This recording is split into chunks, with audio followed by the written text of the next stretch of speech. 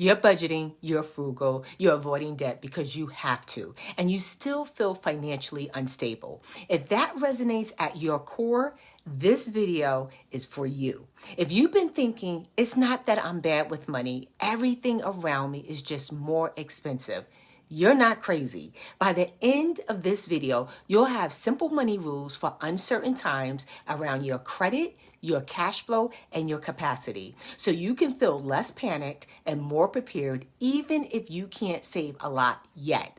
Cost of living is up, groceries, rent, gas, everything, and paychecks feel smaller. For a lot of people, this is not about bad habits anymore. You might be doing all the right things. You're cutting back, budgeting, avoiding unnecessary debt, and you still feel like you're one emergency away from disaster. Financial stress is the emotion married to the thought, if one thing goes wrong, I don't know what I'll do. When the world feels unstable, your money rules need to focus on three things: credit, cash flow, and capacity. Think of them as your options, your oxygen, and your buffer. Good enough credit can mean qualifying for a safer interest rate instead of a predatory one, being able to refinance, or simply getting approved for an apartment or a car you actually need. Let me give you a real example from my own life. I had a $10,000 unexpected house repair out of nowhere. Because I had called my credit card company several months prior and got my rate reduced from 23.5% down to 0% for 12 months, I was able to use that credit card like a line of credit. That happened because I followed a few simple credit rules. Rule 1, never miss a payment if you can help it. I don't care if it's only the minimum. On-time history is the number one priority. Set auto pay for minimums. Call the lender before the due date if you're stuck and ask what options they have. Rule 2, keep utilization in a stable zone. You don't have to be under 10% on every card to be okay. But if you can avoid running everything close to max out, you'll look less risky to lenders and protect your score.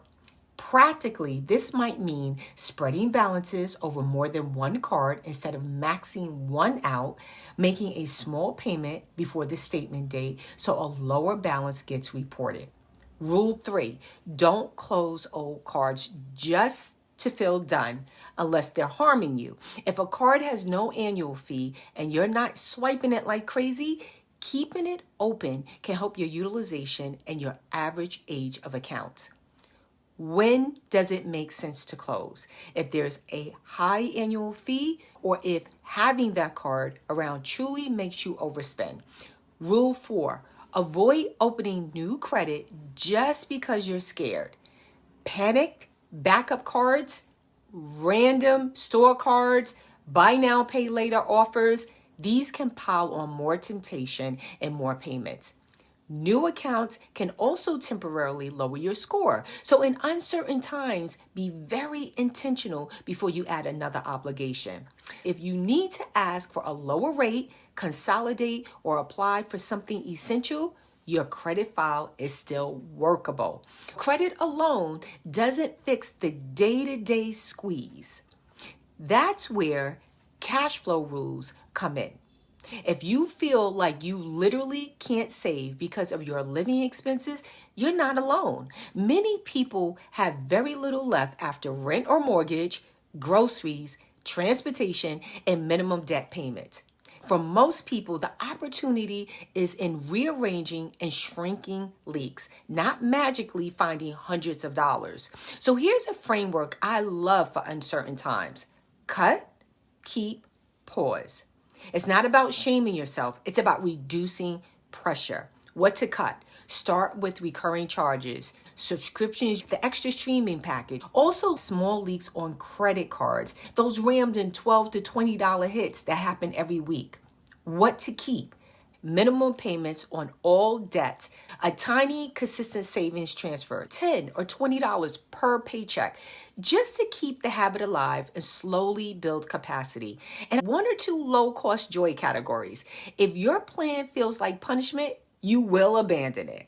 What to pause? Pause extra aggressive debt payoff. If you have zero emergency buffer, that doesn't mean stop paying. It means switch to minimums while you build a tiny cushion. Pause big lifestyle upgrades, new car, bigger apartment, big trips until you hit a simple stability marker. Pause some non-essential sinking funds that you can restart once you get breathing room. The goal is not to magically find $500. The goal is to rearrange things so you're not forced into overdrafts, late fees, or tapping your 401k every time something goes wrong. Credit is your safety net.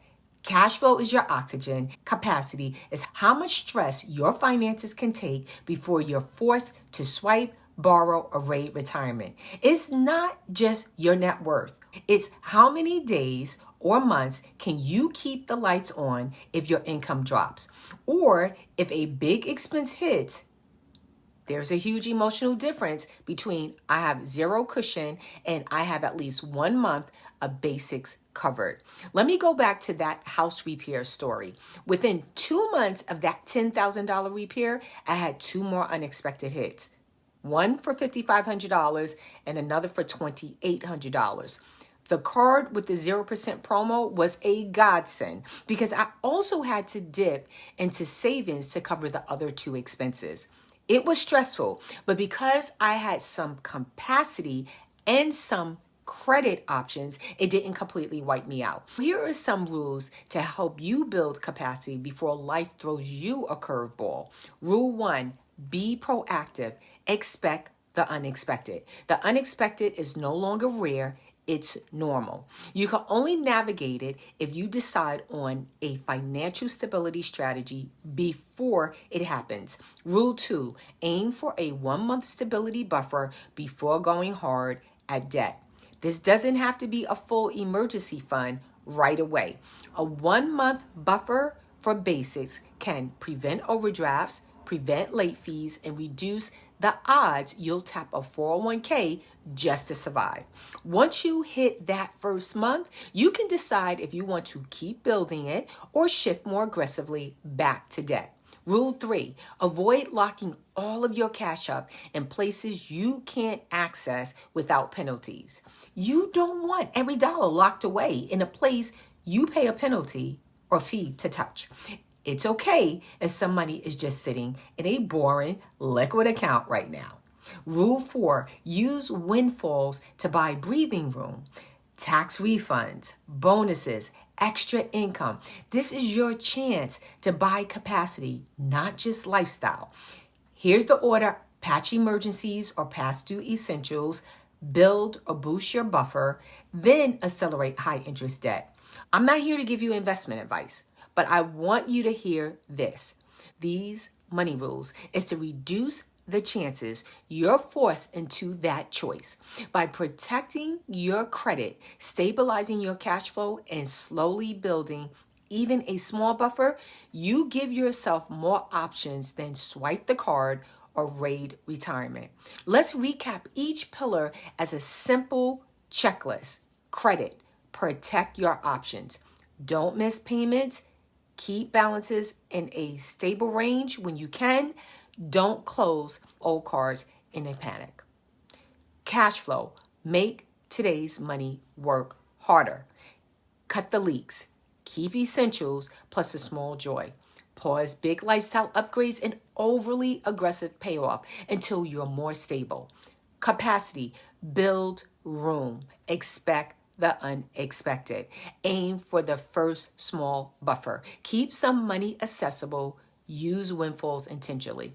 You don't have to be perfect or rich to follow money rules for uncertain times. You just need a simple strategy, a realistic set of rules that match where you are right now. So comment rules if you want more content like this, and tell me, which pillar do you need most right now? Credit, cash flow, or capacity? Bye for now.